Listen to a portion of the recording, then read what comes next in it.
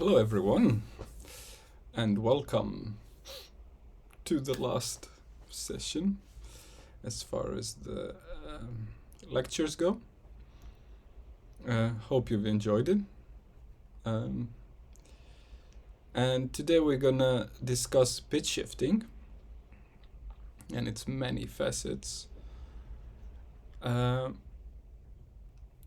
first thing probably to consider is the terminology here. So pitch shifting is distinct from frequency shifting as a process. It might be that you find resources when the distinction is not great or where it's absent altogether. But the distinction is crucial. So with pitch shifting processes, what we have is that in changing the frequency content, in shifting the frequency content, the harmonic relationships are preserved. Okay, so this means that a harmonic series will still be a harmonic series after the pitch shifting. Now with frequency shifting, that is not the case. So in fact, if you frequency shift upward, then the harmonics will cram together. They will come closer. Now again, in order to fully understand this, we have to recall that in frequency domain, the distances have to do with equal multipliers rather than equal differences. Okay, so a third harmonic is always 3 times the fundamental. Right? So there is not a fixed amount of hertz, there is not a fixed difference between the third harmonic and the fundamental. There is a fixed multiplier. Okay, so when we do pitch shifting, we essentially can recognize that, if it's not our implementation, by the fact that we have a ratio or a factor of pitch shifting. So we're actually specifying the amount of pitch shift by specifying a multiplier. So typically 1 as a multiplier will leave everything intact. Higher than 1 will pitch shift upwards, lower than 1 will pitch shift downwards. And if you stumble upon a frequency shifter, you will notice that the amount of shift is expressed in absolute hertz value. So in frequency shifting, what we get then is that you shift all the spectral components by a fixed difference. Okay, so if you think this through, then you should realize that frequency shifting a harmonic series will actually remove the harmonic relationship between those frequencies. Because if each frequency gets added a fixed value in hertz, then the multiplier will be different. Okay, so that's this basic thing. It's worth noting. Now the lecture, the way it was conceived, talks only about pitch shifting, and it talks only about one implementation of pitch shifting. However, there is not too much content which allows me to actually go on these tangents and tell you more about the available techniques and their properties. Okay, cool. So that's all fairly self-evident. Now, in terms of modulation-related techniques, indeed, in order to produce a pitch shifter which preserves harmonic relationships, we don't have a way of doing it. However, there is a technique called single sideband modulation, which is essentially a frequency shifter. Okay, it's the technique that can shift the spectral content but will skew the harmonic relationships. by the way, it is worth noting that skewing harmonic relationships can actually work quite well for percussive sounds, because inherently there is not much of harmonic relationship between the sounds, and this type of process handles impulse and noise better than your standard pitch shifter, which we'll probably figure why once we look at the technique itself. So just because we have plenty of time, it seems to me, let's discuss what FM modulation, AM modulation, and ring modulation actually do in terms of spectral content, as a reminder and as a matter of comparison. So probably the simplest case here is the amplitude modulation. I mean, all processes, they induce sidebands. That's the crucial term here. And with AM modulation, it is very straightforward. Essentially, you will get two sidebands,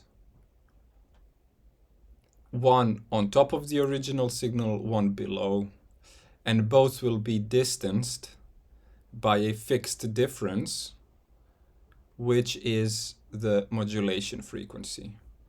Okay, so if I do AM with a 100 Hertz sine wave, then essentially I will be duplicating the original spectrum twice.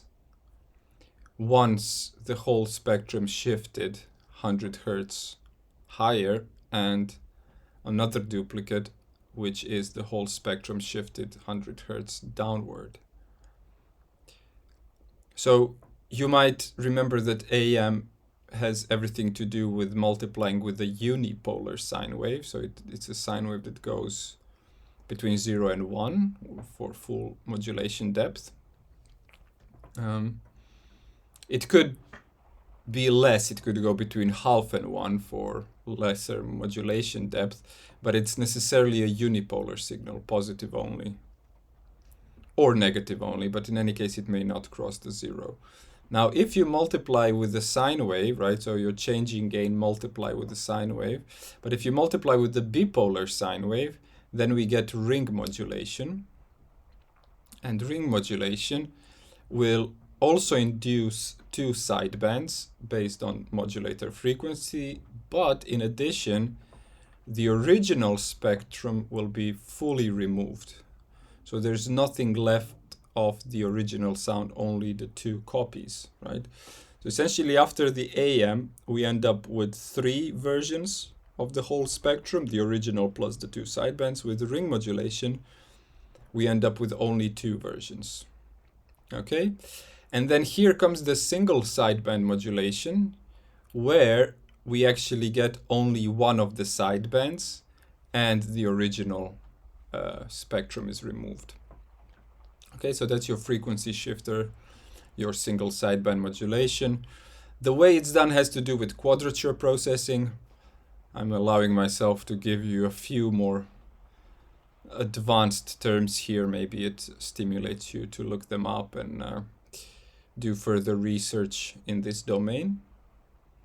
So quadrature processing is actually a whole chapter, a huge chapter of signal processing, which deals with quadrature signals, as we call them, which is in essence covering the fact that we have 2 signals representing one signals which are 90 degrees out of phase.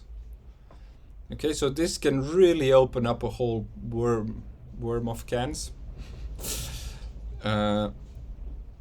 Because in a way it relates also, maybe in acoustics you understand how the pressure wave and the velocity wave are 90 degrees out of phase. This 90 degrees phase relationship between signals is omnipresent in nature. So typically the 90 degrees shifted version we would call a different physical quantity very often. So it really opens up a whole lot. I hope you will figure it and love it and take the necessary amount of years to really dig into this quadrature signal processing. But in essence, for a single sideband modulator is a really simple thing. What you do, just briefly, you still multiply with the sine wave, but you multiply in the quadrature domain. So what you need to do is you need to obtain a 90 degrees phase shift version of the original signal. So you essentially take a signal and split it into two versions, whereby the second is a 90 degrees phase shifted version. This is something we do with the Hilbert transform or Hilbert filter, which is fairly straightforward. It causes some delay in processing. In essence, the precision of the Hilbert filter is proportional with the latency of the process. So if you want it really precise, then you get a lot of latency. And then once you have the two versions of the original signal, you just multiply it with similarly two versions of a sine wave, which would be a sine and a cosine. So you see again, it's funny how for a 19 degrees phase shifted version, we actually have a different term. So it's all over the science. Very exciting stuff to discover there. Okay, and that's that. And then because you're multiplying two signals with two signals, you get two products. And if you add them together, you get one sideband, and if you subtract them, you get the other. So you can actually produce a single sideband modulation. So again, all the spectral components are shifted by a fixed difference. Okay. And then to wrap it up and just mention FM in this context, it will also create sidebands. The sidebands will also be spaced based on the modulator frequency, but the new thing here is that we have higher order sidebands. So whereas with AEM ring modulation and single sideband modulation, we had only first order sidebands, so plus and minus the modulation frequency. Here we will have second order sidebands, third order, infinite amount of sidebands essentially, except they become progressively softer and disappear after a while, seemingly. So we get higher order ones, which will be plus 2 times the modulator, plus 3 times the modulator. So you kind of get all the supposedly harmonics of the modulator as well. So homework, how would this be different from an AM that already has those harmonics? Oh, okay, let's forget it. If this sounds really challenging, it is. I just came up with it. That's why it's homework. I couldn't quite explain it right now. We'll see. I'm mostly inspired by acoustic signals after decades of digital and analog. But maybe I'll find the motivation to sit down and code it and figure out if you can make an FM from an AM. I definitely didn't see it in literature so far. Okay. Now this explanation is problematic. If I ask the question, why can I not produce pitch shifting with these techniques? Saying that because those add sidebands that weren't in the original signal is problematic because pitch shifting is supposed to give me spectral content that was not in the original signal. So I would consider that a problematic explanation. Time domain. What technique in the time domain do we know already that affect pitch? Okay, pause the video and answer the question. Or wait for me to take a sip. Okay, so the delay may affect the pitch. It does not necessarily, but it does so if we have a steady increment or decrease of delay line. So a steadily changing delay time will induce pitch shifting. Okay, so that's what's happening. There's multiple ways to envisage this. It's related to the Doppler effect. Okay, and essentially, if the object has a certain distance if the source has a distance to the receiver, which likely does, as they're separate entities, that distance is represented by a delay time. The acoustic wavefront takes some time to reach the receiver. So if you have a moving source in relation to the receiver, then essentially you're considering having a changing delay time.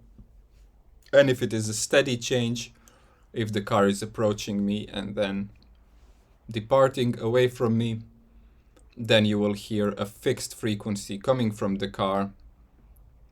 You will hear it as a changing frequency. It will sound a bit like, which is something which worth remembering if you have to think of it. Better keep remembering the ways to conclude rather than the conclusions themselves. That's my advice. So if you remember that this is a way to make the conclusion, then you can always make it. If you think you remembered it, you might actually remember it wrong or not remember it. I mean, obviously you can forget the way to come to the conclusion. But back to the point, so if an object is approaching me, the delay time is decreasing. And in doing that, you can also think of the waveform being compressed, or the source, the source catching up with its wavefront.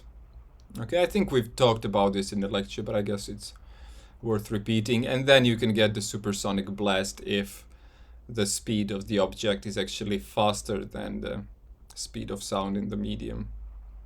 Exciting stuff. Okay, and then vice versa, obviously, distancing objects will sound of lower pitch. Okay, and when this happens, then the harmonic relationship is actually preserved. Okay.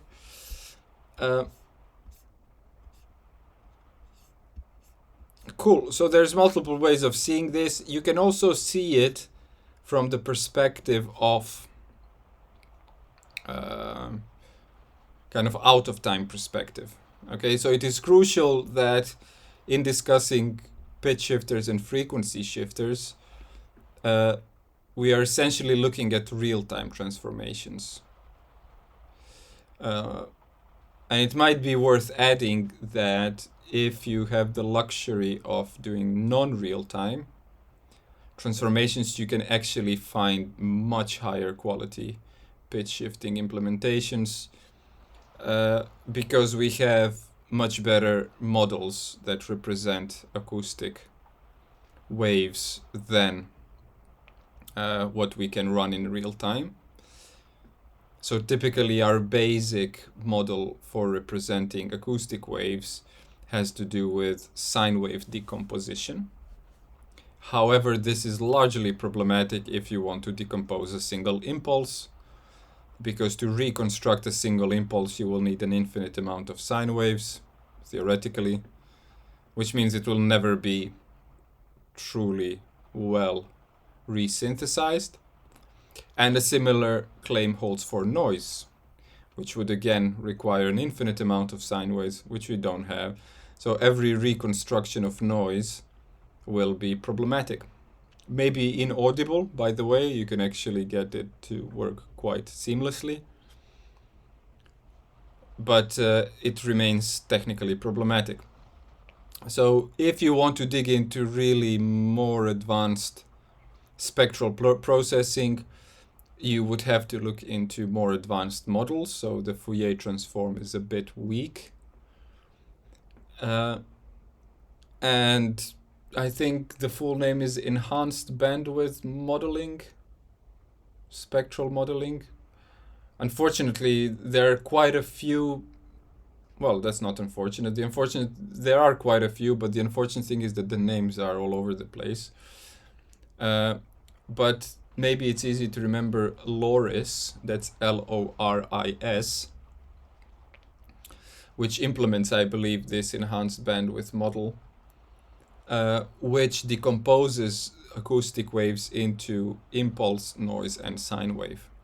So deliberately, the analysis is looking for this type of signal, which means that at the resynthesis stage, you are actually doing a better job, and it is evident, especially when you stretch these transformations to their extremes.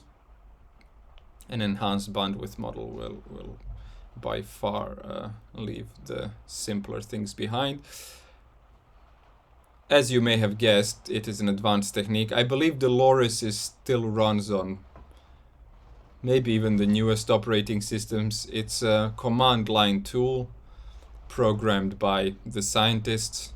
I'm not sure if any commercial products use it already or have done since, but actually the technique is probably about 15 years old now, I believe. Maybe it's actually even late 80s. No, I think it's early 2000s.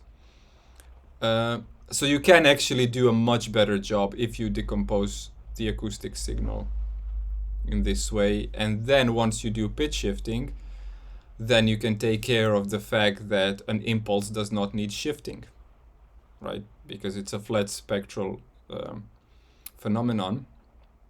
And noise, well, if it's a bandwidth of noise, you might want to do things to it.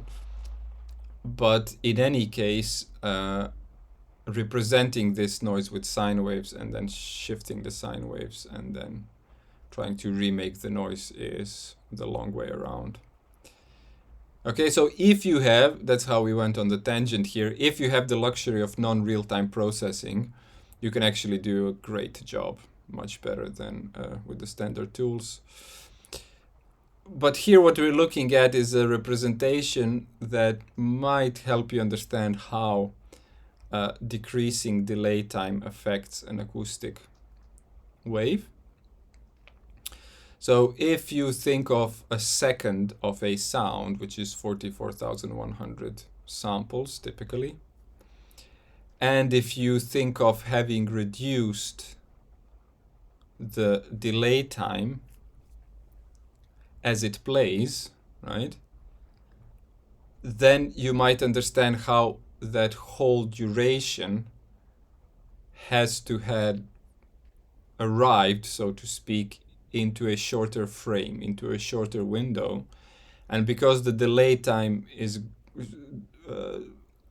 the delay time reduction is steady, therefore it kind of proportionally squeezes itself into a smaller frame. And by doing that, you probably intuit that the waveforms will become denser, that the period durations will become shorter, and shorter period duration is higher frequency. Okay, so that's just another way of figuring how this actually happens. Okay. And then come the implementation issues, which I will continue with in the next chunk. See you in a bit.